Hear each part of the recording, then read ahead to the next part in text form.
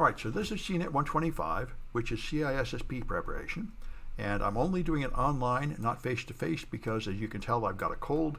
I did a test, I don't have COVID, or at least from one test I don't have COVID, but I'm coughing all over the place, and these days that's pretty rude to go out in public that way, so I figured I better spend this week indoors until I'm done with all this coughing before I go back in the classroom with students. So, if anybody wants to add, you can add this class. There's no limit, there's no problem adding more people. If you don't want to physically attend, you don't need to. You can attend every class like we're doing right now by just connecting by Twitch. If you don't want to come at the official time, you can view YouTube videos I'll record and have later. So you can do this class asynchronously or at a distance if you want to, but after this week I will be on campus in Science 37 if you want to come attend physically. Some people prefer that, but it's usually not the most popular option. You can get a free copy of the textbook here. There's instructions. Oh, the way to get to this website, in case anybody doesn't know, well, I don't suppose you'd be here if you didn't know, you start at samsclass.info. This is where all my class materials are. And then you go find the class to click on it down here. Now, I have a few announcements. I might as well do them now before I forget. We are forming cyber competition teams. We're going to do the collegiate pen testing competition again, and they're already forming the teams. So if you're interested in participating in these things, there's a sign-up sheet here. And we have a very successful team. They've done very well. Stanford is scared of us. And anyway, so that's, if you want to get involved in those things, if you're relatively advanced students and want to move on to a challenge, this is extremely good for getting jobs. The students that compete on these teams almost all move right into very good jobs at big companies. All right. And there's a new thing. Women in Cybersecurity is now going to have a student chapter. I'm the faculty advisor, essentially a symbolic role. It's open to both women and men, but the main focus is to promote women in cybersecurity. And there's a description of it here and another sign-up sheet if you want to sign up for that. They like to get some people quickly in that. They have to get up to at least 10 members within a week or two in order to get a few $100 of finance from the college or something like that. Anyway, it's a good group. I know several students have actually gotten passes to conferences and passes to take free SANS classes and things like that. So anyway, all right. Yep. Voca Baha'i, you've been watching, the videos, and yes, Got Gallery is interesting. Anyway, so this is 125. You click on 125, you get to here, and all right. So first, I'm just going to talk about the CISSP certification first. So let me get to that stuff, which is here, and here, and here. All right. Yes. There we go. All right.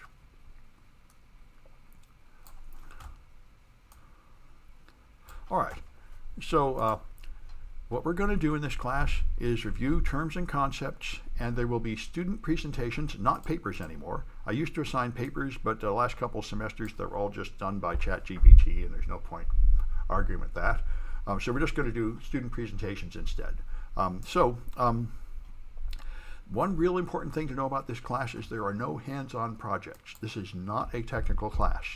It's not like the exploit development or ethical hacking classes I teach. This is a management class.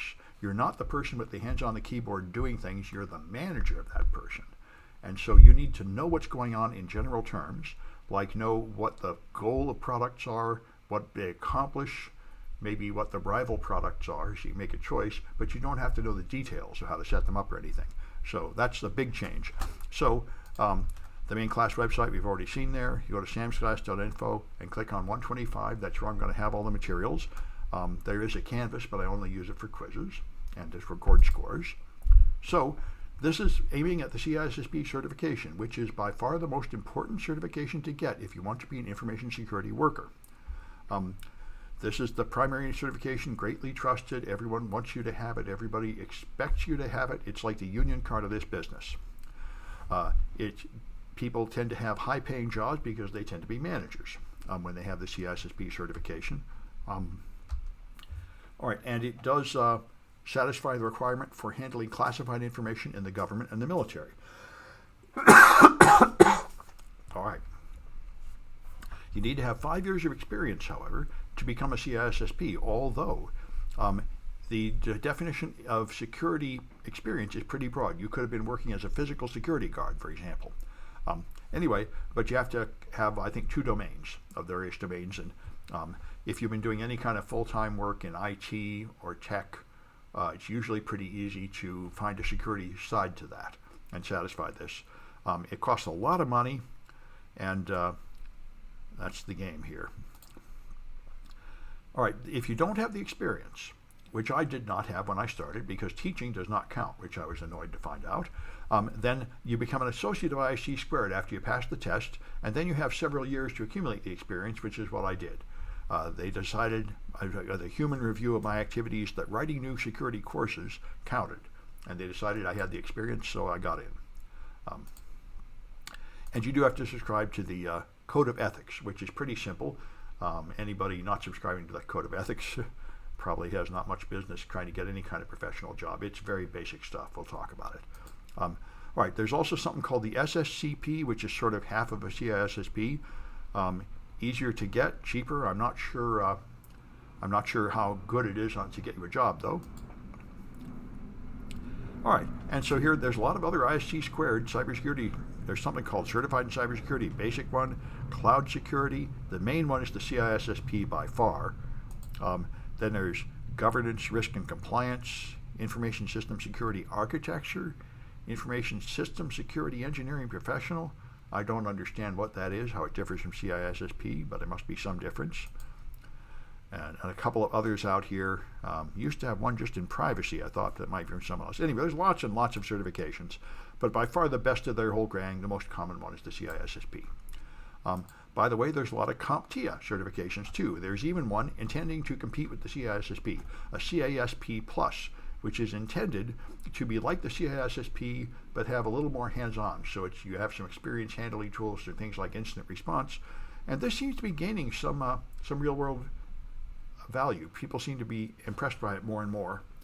So it might be good. I haven't got it. I haven't taught it yet, but people keep asking me to teach it, and one of these days I'll probably get it and start teaching it. It seems to be somewhat valuable. There's a lot of CompTIA certificates. The main ones are A+, Net+, and Security+. Those are the ones we offer at City College, and they're the main ones any IT professional should have. But there are a lot of others. They're not as important as those big 3, but they're out there, and like Linux Plus is pretty respected.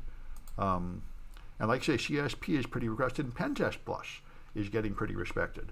I haven't actually been teaching CNET 123, our hacking class, for several years now. I passed it on to Elizabeth, who is more experienced, but I was thinking if it ever comes back to me, I'm going to turn it into a Pentest Plus certification class. I think that's what the first hacking class should probably be.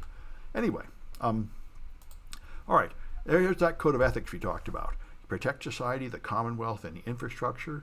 You're going to be working for government or corporations. So if you are radically anti-government, anti-corporations, like an anarchist, you want to tear it all down, then there's no point getting a CISSP certification. CISSP certification is so you can get into government and industry jobs. So you have to, of course, act honorably, honestly, and legally and so on, like anybody else, like a doctor or a lawyer or a contractor building a house, provide competent service, and advance and protect the profession. And this is very much like what doctors and lawyers have to do. Basically the same points. That's why I said if you can't do this, I don't think you're going to be able to get any job in IT or security, really. I mean, this is just the basic of anybody that wants to be a reasonable professional doing good work. So the exam is fantastically difficult and annoying. If all you do is take this class, I would not recommend taking the exam right away. I didn't. What I do, you have to go through all the material twice. You take a class like this, and then you go through a practice test, for example. That's what I did. I used the Cyber Vista practice exam. It's very good. And I practiced with that like they tell you. They tell you practice until you're getting 100% right on all 3 practice tests. And that's what I did. And then when I took the real exam, it was very easy. I was completely in control. I remember there were like 300 questions when I took it, and I was only guessing on like 10 questions. All the rest I was sure of. So I passed easily. All right, the main thing, though, is you really need a practice test because the questions are very hard to understand. They seem to be written in a deliberately confusing way. It is often considered that they're trying to simulate the situation of being a manager where you don't have complete information. So it's very confusing. And there's a whole link talking about these types of weird questions they write. That's why you really need a practice exam. Even if you understood all the material in textbook, you might not pass just because you can't understand the weird way they write the questions. There's an old Dilbert about that. Management tends to be like this. They tend to make everything hard to understand. Anyway, so here's something I'd sort of like to know. Those of you that are able to, I've made a Twitch account so you can chat. You might want to let us know how many of you plan to take the CISSP exam. Anybody know right now whether they're going to take it?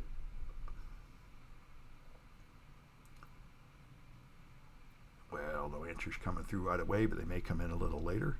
And like I say, this is the one I like, Cyber Vista. It had a different name. It was called Transcender when I took it, but this is the current name of what I regard as the best exam. The practice exam itself is expensive. It was $150 when I got it. It might be even more than that now, but it's very good. Yeah, I take the exam within the next few months. Yep, going to feel it. Okay, fair enough. Often I get students where most of them really want this test. Anyway, it's a thing to know. All right, I'm going to stop this video.